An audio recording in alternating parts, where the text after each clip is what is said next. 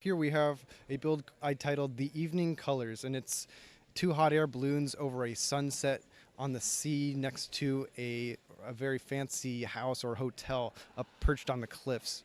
And inspiration from this build actually came, I was scrolling through Instagram, a few friends I follow, and one of them created this beautiful artwork of some silhouetted hot air balloons over a sunset, and I was like, that's beautiful. And I was really inspired by like the creativity and the beauty of the way she had created that artwork, and I was like, man, I want to build something with hot air balloons soon. I was hoping you'd say that your friend lived in this house and posted a photo of it, and you were like, I was inspired by that. I wish. I would love to visit that house. I'll take a swim in the pool anytime, honestly. No, but it actually coincided. So I had that inspiration on Instagram, and then I also had recently joined a competition on Flickr called Mock Wars, and one of the categories I had chosen to compete in is called Unique Stay. So the idea was to create a unique place you'd want to Airbnb or take a vacation to, and I was like, this is my chance to build the hot air balloons with the sunset. And so I decided, I was like, yeah, I'll build the sunset. So I built the sunset first. It's something I've always found beautiful as sunsets. A lot of people do, but I had never built it myself. So I just built that entire back thing first. And then I knew I wanted to do the reflection in the water. And I've seen people try reflections before, but I haven't really seen them do it well, in a sense. So I tried doing the tiles this time over the actual colors instead of blue underneath the tiles. And I think the reflection turned out pretty well in this build, or at least to my liking of how I was looking for. Then at that point, I was really happy with how the balloons and the sunset turned out. And then I reread the category description, unique stay. I was like, well, people don't really sleep in hot air balloons. So I was like, I gotta build a house. so I stayed up really late. And actually, like 3 nights ago, I finished this build, and I built the entire house in the swimming pool as I was listening to Narnia. and yeah, I stayed up till like 4 a.m. finishing it, but I'm really happy with the results, and I honestly think it was one of the most beautiful builds I've built, and I'm really happy with how it turned out. So yeah. Yeah, it's just such a beautiful scene, and you can immediately imagine this somewhere like with the cliffside and the hot air balloons out there with that sunset as like a real life scene somewhere in the world. So it's, you did a great job capturing all those details there. And talk maybe a little bit about the house and kind of the micro scale type of techniques you use to create something at that level. Yeah, so the house micro scale is one of my favorite scales to work in. So at this point, I was really low on a lot of my dark tan pieces because they were all in other builds.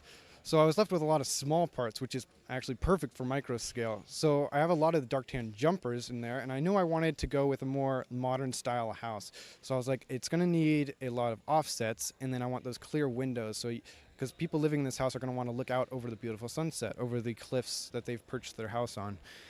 And so that was what inspired me there, was different layers and like kind of a square design with the house with those glass windows. And then I threw in the pool as well, because if they want to go swimming, I don't think they're going to be diving off that cliff into shallow water. So I gave them a nice fancy pool. Yeah, that's so fantastic. So great job capturing that. And then there's also this second build you have right here, which is very nice as well. I love how you've captured just like a sense of, even though there's no minifigures in this build, it's just very peaceful, but you get the sense that anytime some people could come along and start playing here. Yeah, exactly. That's actually where I was inspired from, is when I was a kid, just dreaming and imagining like building forts or running through the woods, playing on a tire swing. I mean, I didn't grow up out in the country, but I always wanted to. So I would make up adventures in my living room, create pillow forts, blanket forts. We would run outside in the yard, do stuff on our wooden play structure in the backyard. And so that's where this really came from, is like my playful, imaginative childhood. And I wanted to build that in a kind of an artistic style with these 4 different squares that are different sort of seasons, where you have like sand, and then you have dirt, rock, and then water. And yeah, I love to draw inspirations for my build from things that mean a lot to me, and that I find beautiful or imaginative. And I think that's what really inspires me to put a lot of who I am into my builds, and that makes it enjoyable for me. Yeah, that's so fantastic. So what are some of your favorite maybe parts techniques or some things you were able to achieve with this build?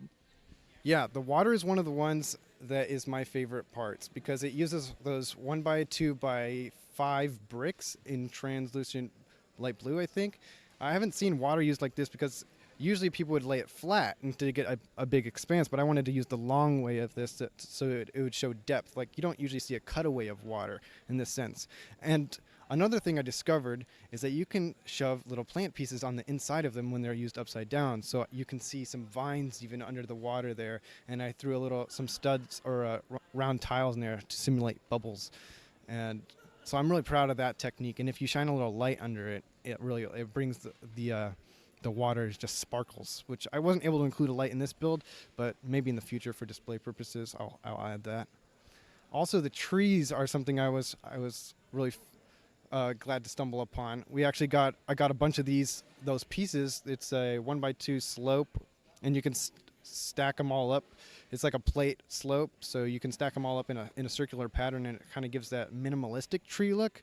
Like, sure, those trees aren't to scale maybe with a minifigure or the rest of the build, but it is an artistic interpretation, and I think it works well, especially with the owl sitting next to it.